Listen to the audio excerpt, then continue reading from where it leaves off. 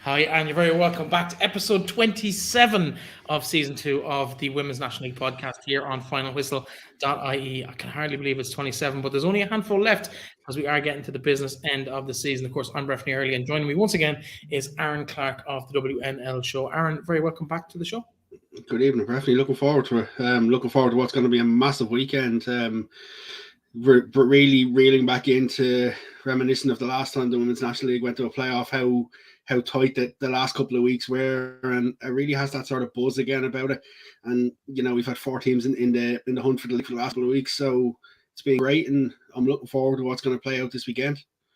Well, we're going to talk to somebody in just a few moments about eliminating one of those teams from that title equation. We're down to 3. Peamount, of course, dropped out of that race last weekend when they failed to beat Wexford Youths. We're going to talk to someone who knows both of those sides very, very well in the shape of Becky Watkins in just a few moments. But first of all, Aaron, did you get a chance to look at the game? What were your thoughts? You were probably in Greenock, were you?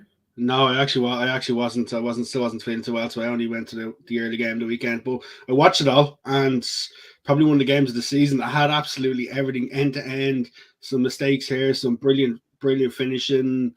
What more could you ask for with such a poignant time of the season? Interesting enough, I was just doing a bit of digging at the weekend, and it's the 3rd game Peamount have had in Ferrycarrig Park on TG Car. They're still winless on the TG Car at home. I think they'll be kicking themselves that they let Wexford Youths back into it at the end. Probably thought they had Wexford dead and buried when they went 3-2 up, but great fight from Wexford, and it was just an absolutely thrilling game to watch. And anybody who was there got value for money. Anybody who watched it on TG Car definitely got value for money. And if people haven't, I'd advise them to go back and have a look at it, because it was probably my game of the season. Well, value for money on a freebie is not the worst possibility in the world, but it was an absolute cracker of a game. 6 goals, but it had absolutely everything in it. You saw the crossbar rattle laid on as well in a game, in a chance that would have decided the game, really. But can Peamount have? Will they reflect on maybe on the chances missed that they could have really buried Wexford and maybe left themselves in a really good position coming into next week's game? Yeah, absolutely. And I think they'll reflect on a lot of different things, not even just about Saturday night, about throughout the season. Some of the performances they had, the likes of the games where against DLR and the Bowl, where they'd struggle to get results and things like that, where other seasons they would have got them sort of wins. It's one of them for Peamount that they gave it everything. You got to give them a lot of credit for the last 6 to 8 weeks, because the last 6 to 8 weeks they've been brilliant. I think they won 7 out of 9 and 1 draw. They've been absolutely superb, and they really put themselves back into the box. See, I know we've talked about this on and on and on again this season, but that missed 3 points at the start of the season now is going to be it's going to be a hard one to take, but you got to give them credit, because they could have easily rolled over and just gave up after, especially after Shelbourne beat them 4-0 in Peamount, and they didn't. They went on that massive run, and just one game to one.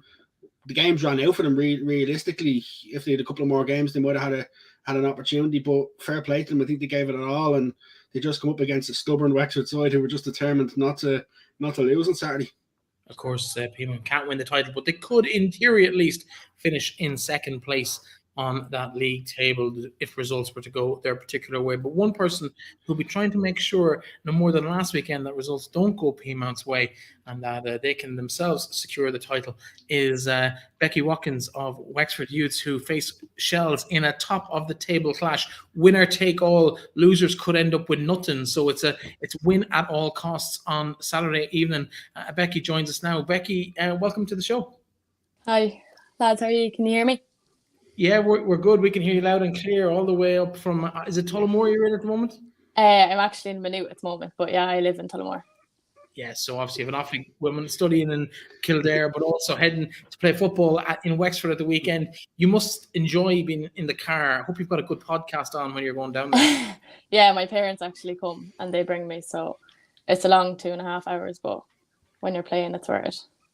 Well, let's talk about last weekend's game. Let's start there, because obviously you're well known to the folk at Peamount. You've spent a couple of seasons there yourself. Made the decision to go south to Wexford last year. What can you tell us about, I suppose, why you made that decision in the first place before we get into last week's game? Yeah, so I obviously made a decision to go to Wexford It was basically just because game time. I felt like kind of any games I was in, I wasn't consistent enough. And then with Peamount being a top side as well, I just felt I didn't break into the team kind of to be in it every 90 minutes. Like, so then I kind of looked elsewhere, and I was thinking, I was actually on the under 19s at the time, and I just needed to be playing week in, week out. So I looked elsewhere, and then I went to trial at Wexford, and I just loved it. So I think from my point of view, though, Breifne, you could sort of see even when she was with Peamount coming on here and there, was you're in the sort of competitions that you're in, the likes of the Stephs, the Anyas, the established players. It's not easy, but when she probably went to Wexford, it was a time where there was an opportunity there. You had the likes of Ciara Bates Crosby trying to break through as well. So there was young opportunities, and I think it's probably been a move that's allowed you, Becky, if you say, to flourish in the last year. You've played a lot of games, started a lot of games, and you can see how much it's helped you to develop. Yeah, definitely. I wasn't used to getting 90 minutes at all, and to be honest, even going to Wexford, I wasn't expecting that at all. I was just kind of hoping to get more game time than I did before. I was obviously very young coming into the Peamount setup, so I wasn't expecting much. But then, kind of as I got into next season, I was like, right, for my own development, I just need to be playing more. But yeah, like you said, they did such a good forward line, like with Steph, Anya, Alana McAvoy. Like, I just felt that going elsewhere might benefit me more. So, of course, that has worked out for you. Started 21 games. According to our records, at least this year, 5 the previous year. So you must feel vindicated and kind of happy with that decision. What's your thoughts on kind of the move now? Has it worked out? Must be happy with how it's worked out. Yeah, no, I'm absolutely delighted. Like, even coming into games, it wasn't the same kind of knowing, will I even get on, or will I have 10 minutes? Like, preparing for a game was just so different. It was kind of like you had to be, like, your attitude was always good, but it had to be just extra positive. Like, okay, if I come on, I'm going to do all I can. Whereas now it's kind of like I need to be ready from the get-go. And it wasn't kind of like the doubt in my head, am I going to get on? Am I good enough to start? It's kind of like they trust me now, and I'm more than likely going to be starting at the weekend, like, hopefully anyway. How do you compare, say, the weekend to maybe you started in the Champions League against Glasgow over there? How do you compare the sort of, the two big high-profile moments? One probably unexpected, where now you go into this weekend being one of the mainstays in the youth team. Yeah, Champions League was definitely unexpected. I'd only kind of started training with Peamount, and then at 16 I was told I'm going to be starting and just up top for them. So that was obviously mad. But yeah, I think confidence wise, like, I'm a lot more happier in myself going into this game at the weekend. I'm like, right, I've put in a few good performances, and hopefully I will contribute to Wexford's performance to get over the line on Saturday. If we cast right back just before we get on to the next week's game in full, last week, Peamount, of course, what does it feel like going back in there as an away player into the other dressing room wearing the different jersey, kind of trying to bring down a team you've been part of for the last 2 years, and I suppose ultimately doing that in the end? Yeah, I actually was happy enough. I wasn't overly nervous. Like, I feel I kind of left on good terms with everyone. I'm still friends with a lot of the girls, get on well with the managers and stuff. It was just obviously weird coming in and you're just kind of greeting them, but you don't want to be overly friendly, obviously. So you're just kind of being civil until after the match. Then you can chat away and hug or whatever. But yeah, no, it was definitely weird. You're going into a different dressing room, different girls, different teammates. But yeah, no, it was grand. In terms of Saturday, was there any thoughts back to the game that was played on the Friday night in Peamount earlier in the season, where Wexford, it's fair to say, Wexford didn't show up and Peamount had a field day that night? Was there any real sort of I think thoughts of that coming into it? Yeah, that was definitely in the back of our heads. Like we even said during the week, they did come and we did come and they did batter us that day. So I think we were out to get a bit of revenge, but I think we got it in our own way. In terms of the game on Saturday evening, it's winner take all, as you said, but then again, defeat or a draw for both sides, and neither could end up winning the league title. What do you do different in a week with a big game, or do you do anything different than you might have in the recent weeks ahead of a game like this against Shells on Saturday night? I think just kind of adjusting it a bit. So obviously last week was a really tough game as well. Everyone was quite sore the next day, even Monday. So we kind of just had an easier session on Tuesday, done a bit of analysis, and then Thursday will be sharp, but obviously not in heavy, like, so that we're fresh going into Saturday. Just, it is the last game, like there's no point doing anything ridiculous during the week. And with such a build up, everybody's sort of writing that loan off. They're saying, as even Breifne says, winner takes all. How is it hard to even concentrate on that dynamic, knowing that, you know, all you can do is win. You can't really reflect on what else is going to happen outside your control. And I think maybe because the fact you drop points at the weekend, a draw would have been good enough, but now you know it's only a win. How does that sort of change things? Yeah, it's obviously, we can't be as defensive. We can't just hold out and hope for a draw and then be given a second chance, like against that loan. But no, I think I actually like it in a way, because we have to push forward. We have to get the win. We can't draw and then go on to a different game. Like, we have to be better than Shelbourne, simple as, if we want to come out with the league. So it kind of comes down to that. It's like, if we win the league, simple as. So what was the conversation on the, well, you probably would have been on the bus back to Wexford in the dressing room after the game? What was the kind of the feeling after the PMAM game? Yeah. I think after us equalising the last few minutes, we were on a high. We didn't know were we to celebrate or were we to just be kind of disappointed that we didn't get to win. But I think the fact that we had knocked Peamount out and that we were definitely still in a very good chance to win the league, we were on cloud nine. Like, after scoring the goal so late on, like, I'm not going to lie, after they went 3-2 up, we were kind of like, oh no, there's only a few minutes left. Is this over? But yeah, I think just to get the goal back, we were absolutely delighted.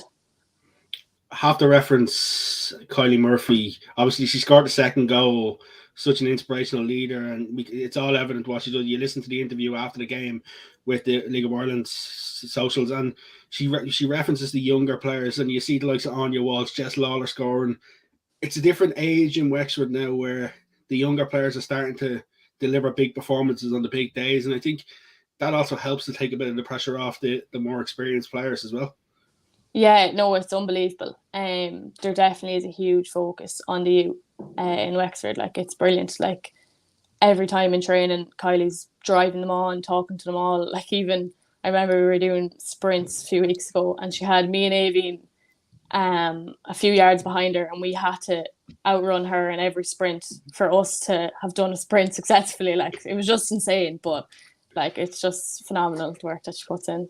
So were you having to like keep up with her? So if she that didn't count as a number. Yeah, so if she, how many did she beat you in? We won't discuss that.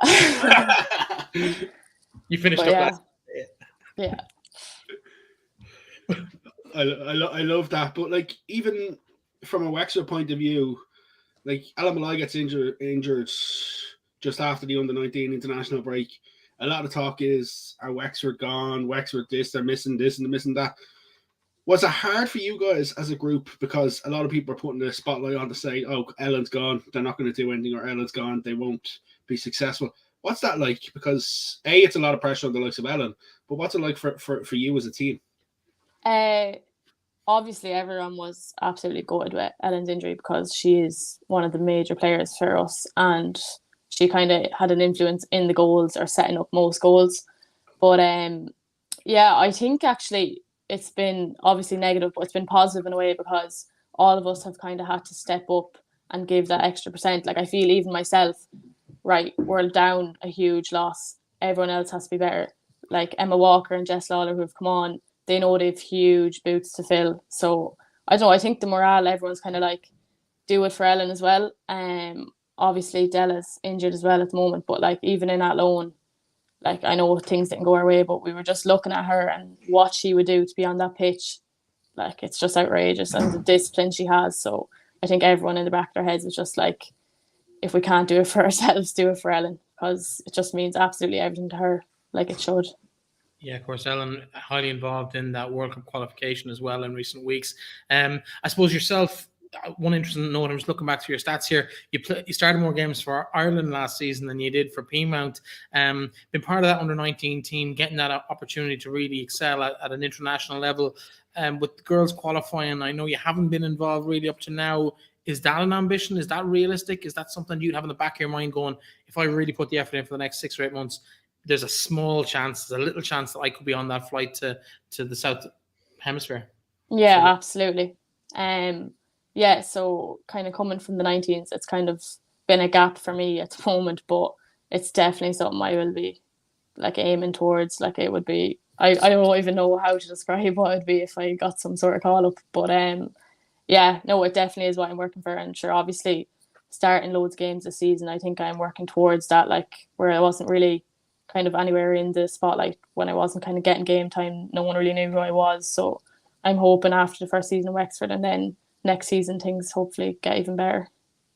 Is it fair to say, even in yourself, since you come into the league, physically you've got an awful lot stronger as well? If you look at it from when you first come into now, you can see a lot more powerful and things. Is that something you're working on? Yeah, definitely. So being only 16, 17 coming in and you're up against really physical defenders and you're sent forward trying to hold up the ball for your team, you kind of know straight away when you feel the push in the back if you're going to fall over the ball or if you're going to be able to hold it up. But yeah, I think I've kind of adjusted with that from training with girls who are so experienced and stronger than me, and then just doing work myself, like obviously gym work and stuff. In terms of, I suppose, the difference this year in what you've been doing away from the pitch, maybe talk to us about, I suppose, the work that you've done in the gym or at training to kind of improve physically and tactically as you go along. Yeah, so it was kind of harder for me to be able to train with some sort of boys team because I was so far away from Wexford. But so apart from gym sessions that you're given from Wexford or ones you're doing on your own, typically that'd be 2 or 3 times a week. Like it'd be reduced now. Like I'd probably only be doing 1 this week, with the college because it's such a big game at the weekend. You don't want to be sore or anything. So I was training then there was a few local girls then from Midlands. We were all training together with Gary Seary and FAI. He'd done a few sessions for us all, and like the benefits were just outrageous. Like he'd have the whole session plan done, and just it was brilliant for sharpness and stuff. Like and then even when I had to take a break for leaving cert, so I done sessions with him to kind of try keep up my sharpness whenever I could instead of kind of traveling. It was just local, so I'm grateful for that. That must have been difficult for you because I know a couple of the Wexford girls stepped away for the studies and stuff like that. Was it hard watching on from the sidelines?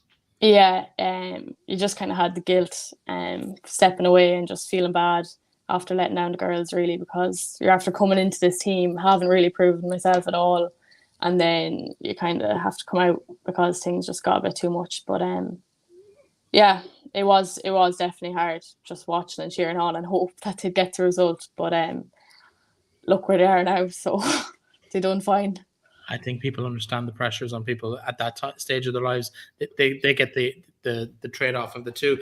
In terms of, I suppose, what your ambitions are yourself. Obviously, you've been in those Ireland squads. You're now a regular in the Women's National League. You're competing for a league title on Saturday night. What comes next for you? Yeah, so this season I was kind of just hoping to get as much game time as possible.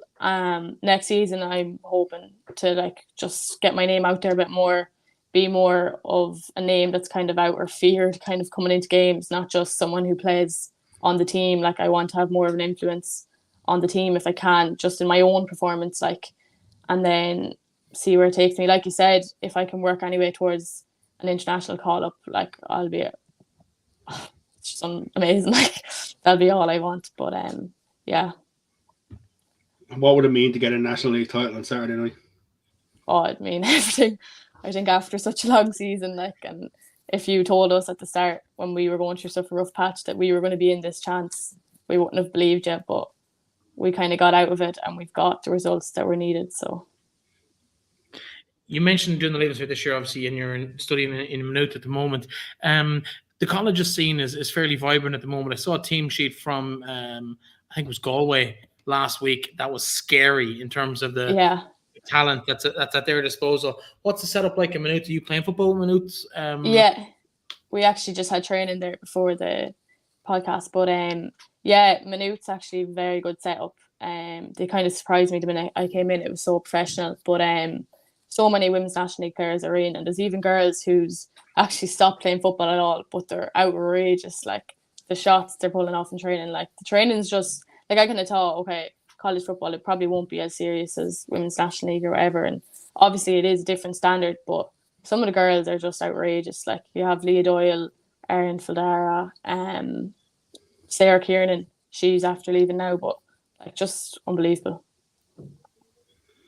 I think just on that Galway one, Breifne, I think I remember hearing, I think it's 12 underage internationals in Galway and playing college football. Like it's great for the progress, and I think that things like that, strong college league, obviously has massive impacts for the women's national league as well, because they go hand in hand. Yeah, what I'm actually loving about it is I'm getting to train nearly every day with it. So I have club training on a Tuesday, and then I've college training Monday or a college match on the Wednesday. So instead of me kind of having to go out and doing stuff myself, I'm kind of forced to do it within the team, and I have other players who are training with me, and they're at such good standards. So yeah, I'm just looking at that team the other day. Leah Brady, Aoife Thompson, and Anna Fahy amongst the substitutes. So that's kind of the level of players that the Galway have at their disposal. scandalous, like. But the college scene has always been vibrant and always been that kind of bridge. You talked about it earlier, about that gap between under-19 internationals and the senior side at an international level. There is a colleges scene there as well. I don't know if it's still part of the World University Games. It definitely was up to recently, but I think it's kind of been dropped out of the program for the World University Games, which is a shame because it did fill that gap. And it was kind of like going to a World Cup, and we probably would have seen you there over the next couple of, the next 2 or 3 years or whatever it might be. But Becky, in terms of the weekend, what's the hope? What's the celebration? No cup final to save yourself for if all goes well? No cup final to save ourselves. So I think every last ounce of energy needs to be given this weekend. But I'm confident in our ability. Like I think we're probably the underdogs going into it, but I like it that way. I think we have every chance of beating them. Obviously we can't draw or we can't lose, but like I think if we just play our own game and we focus on us and we go at them, hopefully we can be successful. Is having it at home an advantage? Definitely, yeah. I'm way more looking forward to it being at home. You have your own crowd. Like obviously there will be loads of Shell supporters as well, but just with TG Carter and everything, like it just, and then if we get to win, you're at home for it. Like there's no traveling back for it. I don't know. It just kind of tops it off, to be honest. I know you're used to having cameras at games now because of, I suppose, LOI TV over the last few seasons. So it's not as unique a thing, but having the TV crew there and the lights and just that kind of a buzz of live TV, and I'm sure it brings you added, I suppose, added awareness from people who might not necessarily be tuning in on a weekly basis. Do you notice that as a player, or is it even mentioned in the build-up to games? No, it definitely is. It obviously adds to your nerves a bit when you're seeing the camera and it's all professional and they're commentating and everything. But we're not it's well. Sorry, go on. Yeah, no, I think it's such a good opportunity for families and stuff. Like I'm getting so many texts off cousins and everything that are watching the game, and it just helps them keep up with it instead of driving 2.5 hours to Ferrycarrig. Just still able to be there. I think it kind of makes it a bit more special to us as players. Like I kind of realise, okay, like we're actually doing really well to be here, and we actually should be proud of ourselves and where we've come. So it kind of makes it a bit better, I suppose.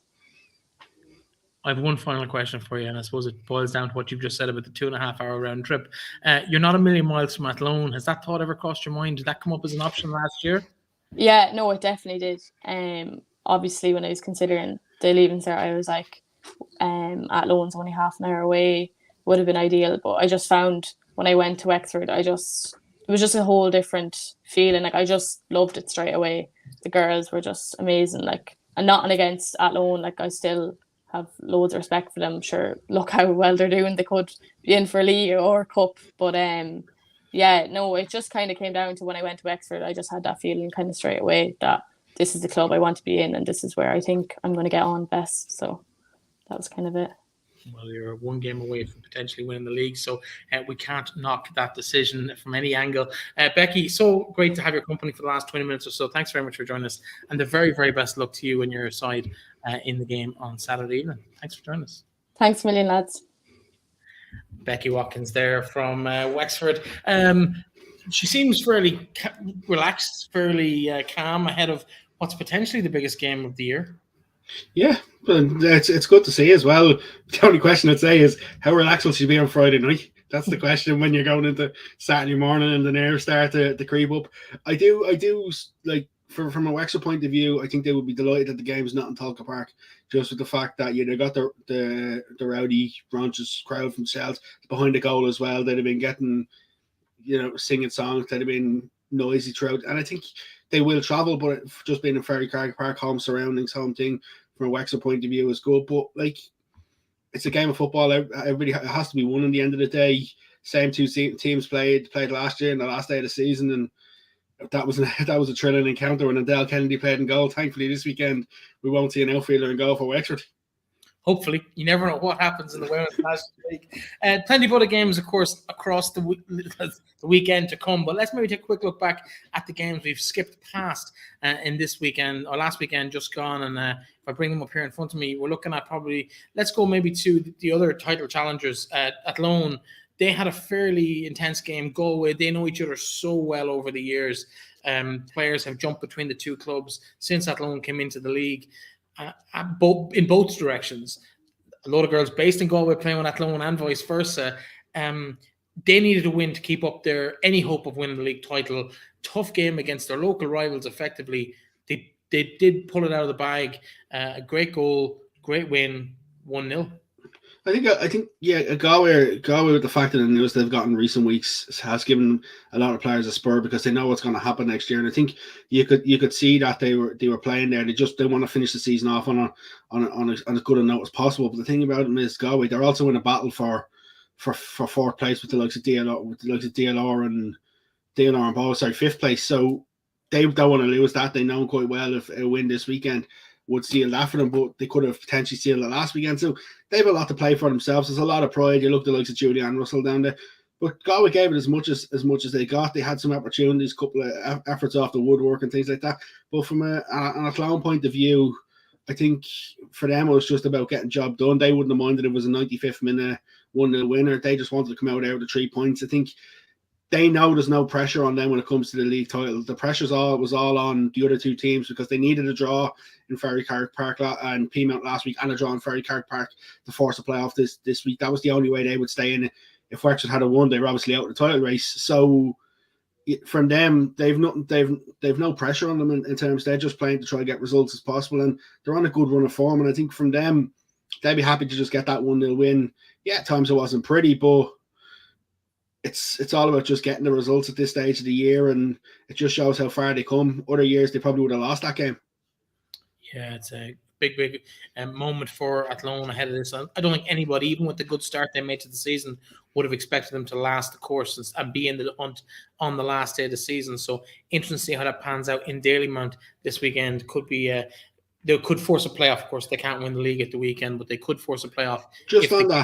Yep. Just on that, I was doing a bit of research. Like, if it does go to a playoff, it'll be interesting to see when the playoff is played, because the fact that after the cup final is an international window, so there is talk that Ireland will have games, so they probably won't be played during that window, which means it's either going to be played the Wednesday before the cup final, or it'll have to be played after the international window. And after the international window is asking players to hold on probably for another 3 weeks.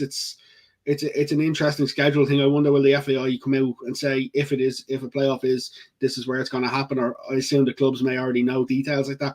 But I would imagine the clubs will be aware of what's happening if that happens. The FAI have got their acts together on that sort of stuff in recent years, and I expect them to have made some sort of arrangements for that, because obviously there's only a certain combination. It can only be Shells and Athlone in the playoff. Yeah.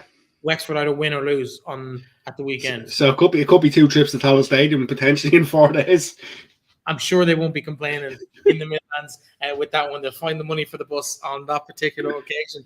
Of course, big game for DLR at the weekend. They had a lovely gesture. Their last game of the season, of course, they lost Luke Doherty during the season, their nutritionist, and they did. Well, I suppose effectively they donated their gate receipts. They asked people to make a contribution rather than pay into the game, and they made a donation to the lung unit in the hospital where Luke had been.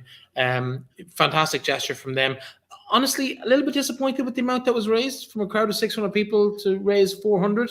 Yeah, but a lot of them are kids as well. That's the only thing you got to say. A lot of them are kids, and I think they done the smart thing here is that they invited all the local school kids, and I think the fact that they gave out free footballs, some jerseys, things like that, they really tried to just make it not just a fundraiser, but also a celebration as well on the day. And they probably hit their best stride that they've hit in the league in terms of a league performance as well on the day, scoring 7 against Treaty, who unfortunately they're just seeing the season out at this stage. They'll be disappointed, but I get where you're coming from. But it's still a nice thing to raise, and it was a nicer. It's good awareness as well as the funds that have been raised, and I think from the DLR side of things, I think it was a successful day from them. Yeah, the photos on social media afterwards look quite happy. They seem quite happy at winning the under-19 league as well on Sunday. So big weekend for DLR. Hats off to everyone involved in the club. They, of course, are in action again this week. They make the long trip west to Sligo Rovers. That'll be their final game of the season. Let's talk Sligo Rovers, actually. They went to Shells the weekend, put in a spirited performance. Heather O'Reilly came back. I'm eating humble pie on that. I didn't actually believe she'd be back. It's amazing what a nice high-profile cup final can do. But it's great to see that she is back and that it wasn't just a token gesture, that she did actually come into the club. Because I think that was, again, it's a bit, I suppose what's the word? It's a bit negative view on it, but it just did look a little bit like that. So it's really nice to see that was genuine and not just I want to play in the Champions League and then I'm going to scoot, Yeah, but I would have liked. I wouldn't know disrespecting towards Heather. I know she'd other commitments, but I would have liked to see it be the entire rest of the season, or come back as soon as possible. Coming back for the last 2 games in the cup is sort of it's a difficult one from an Noel King point of view as well. Do you play her? How much do you play her? What do you do? She was only brought on for like 10 minutes towards the end of the game, and how much fitness does she have? Does she have anything? What can she contribute this week in Wexford? There's so many different types of questions around it, and like from her point of view, it's obviously an opportunity to potentially win a league in a cup in a different country. So there's many different opinions on it. I don't think she'll start this weekend. I don't think she'll start in the cup final either. I think she'll probably come on in both games, but I can't expect her to start. In terms of Saturday, I thought Shell it was a professional performance from Shells in large periods. Jess Gargan back had an assist for the first goal, a lovely cross in, and Abby Larkin just flicked it into the corner in the net, and then Abby Larkin scored the second. A good save from Amy Mahan the first time, and keeper just couldn't react quick enough, and Abby slotted into the back of the net. I think Abby playing more as part of a front two rather than out wide was probably the best I've seen her in a good while playing. I thought she was very good for Shelbourne. She looked dangerous throughout the game, and at times you probably say Shells could have stepped on it, but Sligo held in there quite well, and it was a battling performance for them. They didn't offer an awful lot. They could have potentially pulled one back when it was 1-1, and if they score up to make it 1-1, things might be different. But when Shells get the late second, it's more just about seeing the game out from a Shells point of view. But at the same time, you have to be admiral of Sligo's battling capabilities all season. There's very few games where they've been absolutely destroyed, and as the new girls in the league, you'd expect that to happen. You'd expect big scores racked up. But to be fair, against the defending champions who are in the hunt to go back top of the table, second last game of the season, and with 10 minutes to go, it's still only 1-0 in the game. Like it mightn't be pretty at times, but it's been damn effective all season. The biggest thing you also got to say is the fact that they've lost big characters at big times. Kristen Sample obviously got injured early in the season. Emma Hansby's been in and out with injuries and things.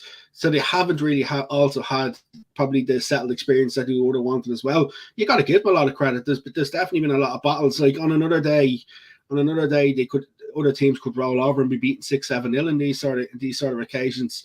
Shells going for a title, but they didn't. They hung in, and if they could have scored that goal, that opportunity when they hit the woodwork to make it 1-1, is it a different game? Do they go on and take a point out of it? Probably. And you look at the results they've had in Talca Park earlier in the season as well. It was a 93rd minute goal from Kiva Keenan that saw them lose in Talca Park earlier in the season. They put in 2 good performances in Talca, and like if they can get a couple of more players in next season, they've got good foundations to build on. Absolutely, and of course, Amy Boyle-Carr joined the team in the last window, as well as Aoife Harron, who came in from Athlone after a little break playing Gaelic. And they will, if they can continue to grow and bring in players of that quality, I think they'll be thereabouts. They'll be a reasonably solid side in the Women's National League for many, many years to come.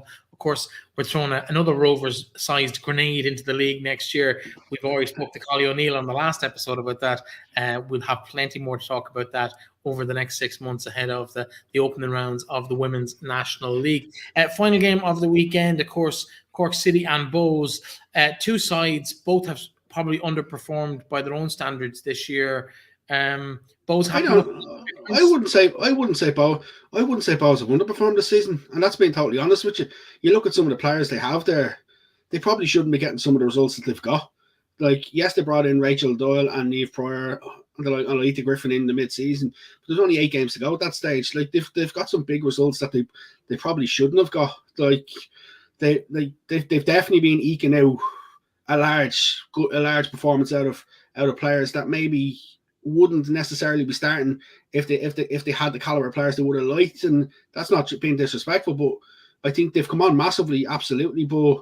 And I think for the fact that they're still in a battle for 5th place with one game to go, it shows how much they've come on. And I wouldn't say they'd be disappointed. I do think Cork would be, because I think it's been quite a poor season from Cork. Definitely since Danny Murphy's come in, things have changed. They put in a lot more better performances, and they've looked a lot more organised, structured, and put teams under more pressure. But in terms of the goal that they did concede, it's probably a little bit disappointing, the actual goal itself, especially so late on. They looked as though they were going to hold out for a draw. They did beat Bows in Turner's Cross earlier in the season 2-1. So from a Cork point of view, they'll be disappointed they didn't get something out of the game. Bows probably could have had a couple of more goals, just weren't clinical enough. And I think from a Bows point of view, you'd have to be happy with that season. And Cork, there's definitely a lot to build on. I think the fact that Danny's trying to build all the bridges with all the local clubs and stuff like that, they're trying to do things right, and with the men getting back into the Premier Division, hopefully that'll have a knock-on effect on the women next year. I think the biggest news out of Cork in recent weeks has actually been the 25-year lease that's been signed with Turner's Cross. I think that stability for the club as a whole is really going to allow them to develop. And they kind of have a captive audience there. Cove is there, fair enough, on its doorstep, but Cove is Cove.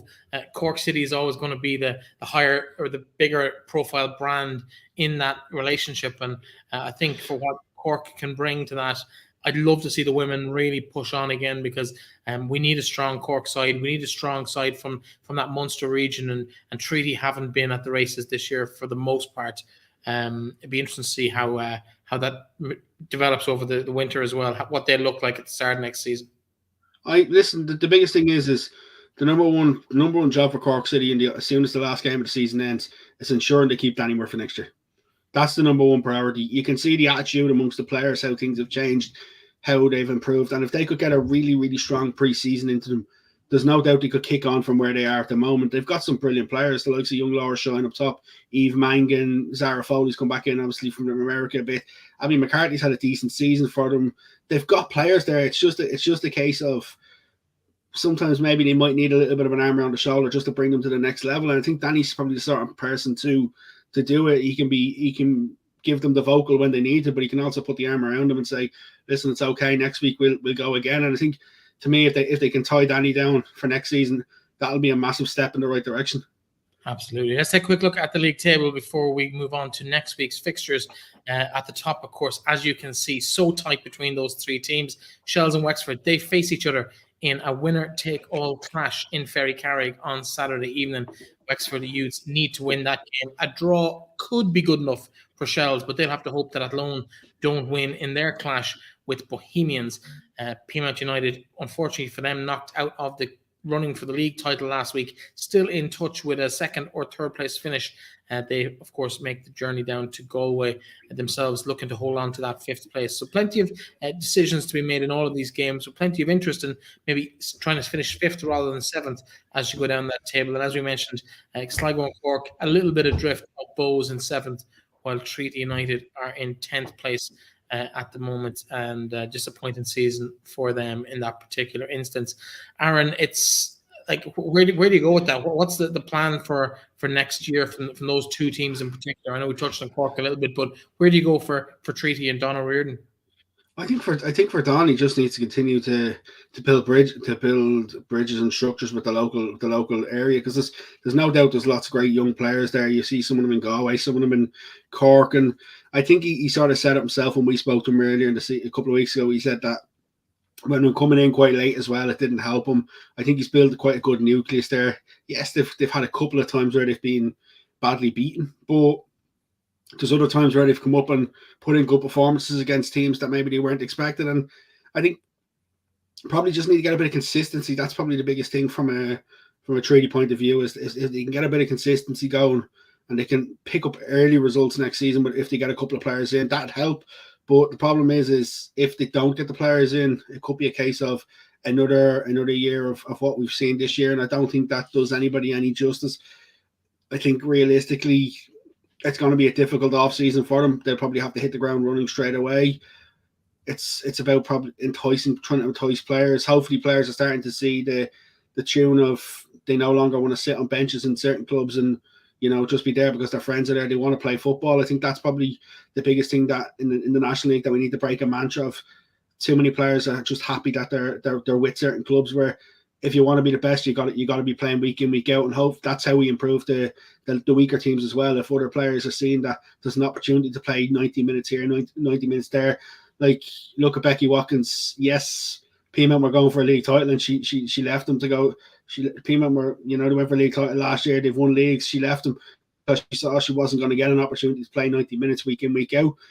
Yeah, it's worked very well for her at Wexford, but we've seen other players doing it, going to the likes of Bowes, Mia Dodd leaving Shelbourne, Fiona Donnelly leaving Shelbourne in recent years just because they wanted to play regularly. And I think if the likes of Treaty can attract players who maybe aren't playing at other clubs, that'll probably be a real step in the right direction. I think that bunch of youngsters that Don spoke to us a few weeks ago as well, and the likes of Amy Madden and others who've been coming through the ranks, it's a bright future for Treaty, but it might just be a couple of seasons away yet. In terms of the fixtures this weekend, of course, we all know about the big one. That's Wexford Youths and Shells. All the games, of course, kick off at 5:20, I believe. No, there's two of them are early. Treaty United, I think, is at 1:00, and the Peamount game is at 5. The Sligo Rovers game is early as well. I think it might be a 3:00 kickoff. Okay. Two of the games are moved slightly earlier off the back of the fixture, the results last weekend. I'm going to have to shoot the researcher. I still like the idea of having all the games at the same time. I'll give it to you. It's Treaty and Cork is at 1:00, and Sligo and DLR is at 3:00, and then we've got Peamount, we've got Galway Peamount, Shells, Wexford Shells, and Bowes and Athlone at 5:20. Yeah, so all the teams involved in the real shake-up at the top of the table, all kicking off later in the day. In terms of yourself, you'll obviously be watching that game, but how do you think the games are going to go? Where do you think people are going to finish? Can Galway hold on to 5th spot in the league? Who's going to win the league, most importantly? I don't know who's going to win the league. I really, really, really don't. I think I wouldn't. The problem is I wouldn't be shocked if we see any result this weekend.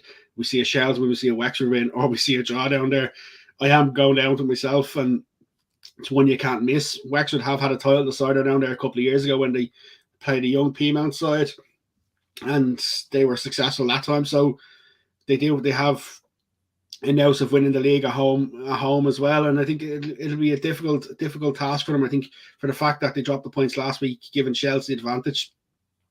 But then again, Shells can't play for a draw because of the results and the other results last week. So which means that Shells have to win it as well. A draw might see them in a play. I don't think they'll want that. So both sides will have to go for it. I think it'll be an entertaining game. I wouldn't be surprised if it's a 2-1 or a 3-1 game that some teams are going for late on, and we do avoid the playoff, and then Athlone potentially win to finish second in the league, which would be, even at that, would be a fairy tale story for Tommy Hewitt. Like 17 league wins so far, considering where they were last year, and they've only brought in a handful of players. It's just astronomical. I think they will get the win against Bowes, and I'd suspect that either the winner of Shells and Wexford will finish first, and then Athlone will finish second. So, and Peamount should beat Galway. I think if Athlone win, they finish second regardless. Worst case they can finish as second, regardless of the result from the other one. Which is amazing. Yeah, it's a phenomenal season. Peamount and Galway can't catch Peamount, even though they're 4th and 5th in the table. But Galway do need that win to keep the teams beneath them, the likes of Bowes and DLR. Like I'd expect DLR to beat Sligo the weekend, which would then mean that if Galway drop the points, then they'll lose the place to DLR.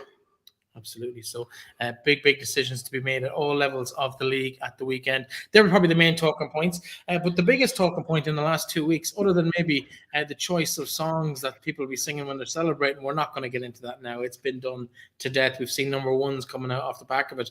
But of course, the bit that we all seem to be forgetting in recent weeks, I'm just actually going to try and bring it up here in front of me. I forgot to get it set up here, is the actual World Cup draw. Your thoughts on the draw that we saw last Sunday morning? Who can we expect to face? Are you happy with the draw? Is it as good as we could have hoped for? I think it's a difficult draw. You're getting two top sides. You're getting the host and you're getting the Olympic champions, and then, as Vera even said, getting Nigeria, who'll be classed as the strongest team in Africa. But the problem is they don't play a lot of games against teams in Europe or teams like that, and so that's why they're ranked so low. It's not an easy group. It's definitely going to be a hard group, and I think the start of the competition on the second game of the World Cup on the opening day in Sydney, what an opportunity for the Irish.